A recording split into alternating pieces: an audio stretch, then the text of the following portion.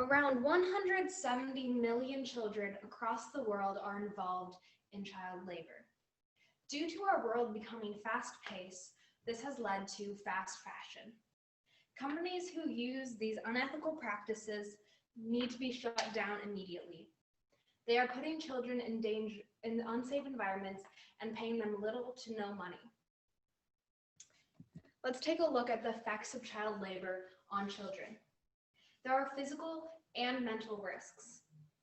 The World Vision Advocacy says that children working in sweatshops have a higher chance of social and mental development affected.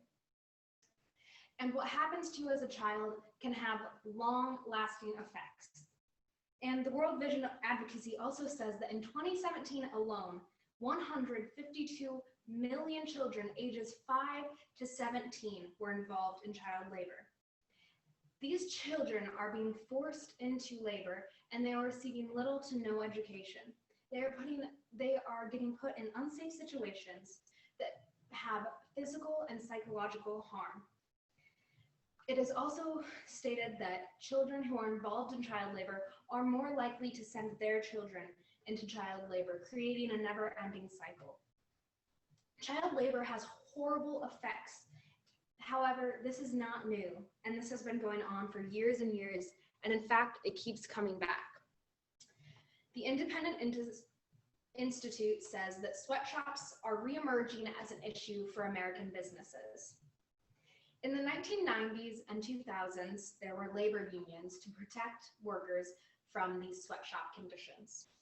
However, the SF Gate says that less than 7% of private practices have labor union memberships. The protection that these people had keeps on decreasing, and it is becoming harder and harder for people to advocate and demand fair treatment. The Institute for Humane Education says that the exploitation, oppression, and violation of children continues to increase.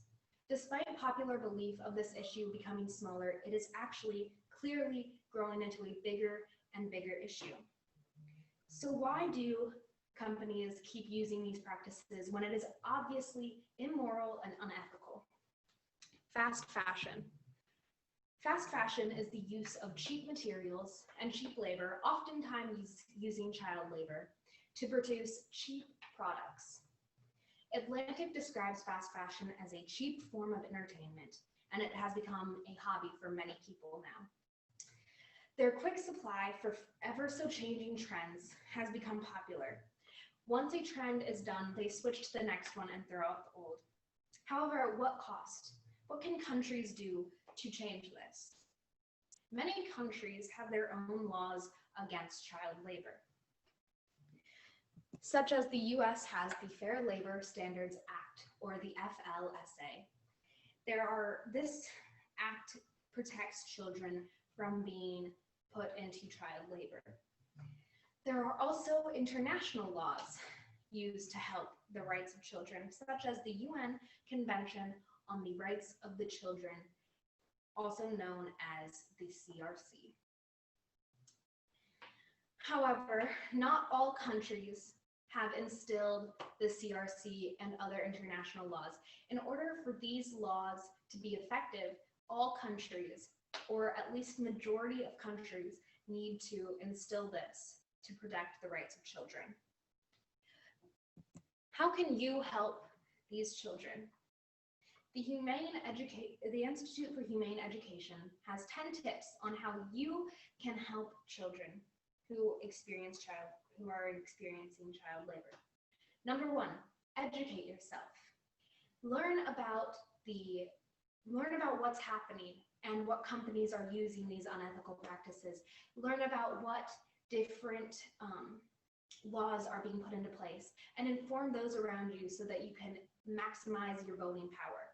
However, this isn't always an easy task, because they also say that child labor and slavery are so entrenched in the production of goods and services from many different countries that it can be an enormous challenge to avoid it. Next, contact retailers, manufacturers, and importers. Ask them about the origins and production of their products, and let them know that you don't want to buy their product if any form of child labor is involved. You can also buy fair trade and sweatshop-free products whenever possible, and if it is not possible, buy used products. You can look for these fair trade and sweatshop-free products by looking for Fair Trade Certified, Fair Trade America, Good Weave, Labor, and For Chocolate, Food Empowerment Chocolate Projects List. Next, grow more of your own food. You can buy from farmers markets, community-supported agriculture, and you pick farms. And you could also share your money and your time, donate and volunteer at organizations such as UNICEF, who work to help get rights for these children. You can contact local, regional, or national legislators. This can be a bit more difficult to do. However, if you do, encourage them to adopt the codes of conduct. Contact businesses that do business in the countries that have child labor, and encourage them to put pressure on their government to instill these child labor laws. Invest ethically. If you have stocks in any company, make sure that the company you are invested in has good, morally and ethically right practices. Contact government leaders, write letters, and ask them to strengthen their laws against child labor in sweatshops. Again, this could be difficult to do, but it can help many, many children. And lastly, educate others. Inform others about what's going on and how they can join in on helping to put an end to this. Is cheap products really worth the cost of children being forced into labor? Do your part and research and inform. We are living in a time where information is quite literally at our fingertips. It is so easy to find the information you need. It is an easy task to pay more to ensure safe labor. Craig Kielburger said, "The change starts within us and ends only when all children are free to be children." That's it. Oh, there's my bibliography, sorry. And that's it.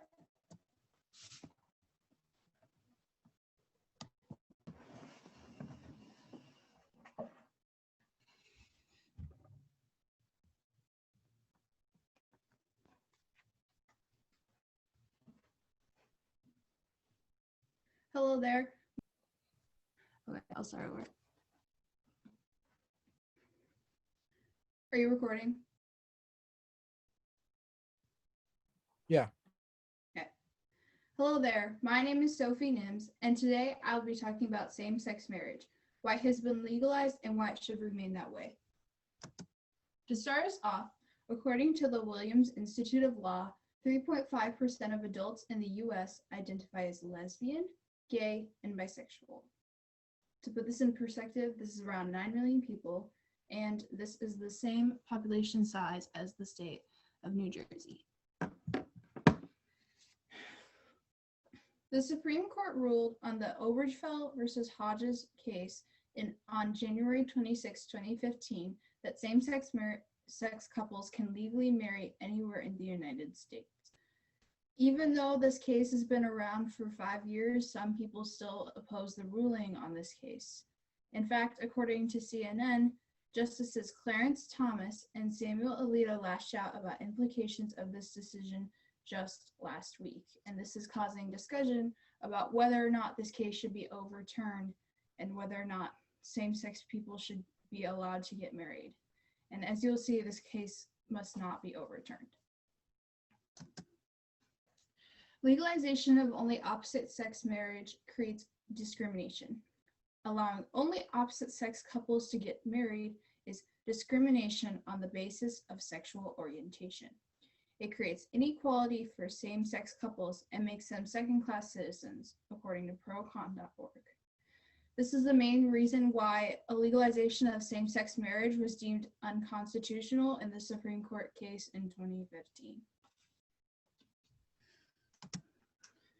According to NOLO, marriage creates tax, medical, employment, federal, and many more benefits to couples.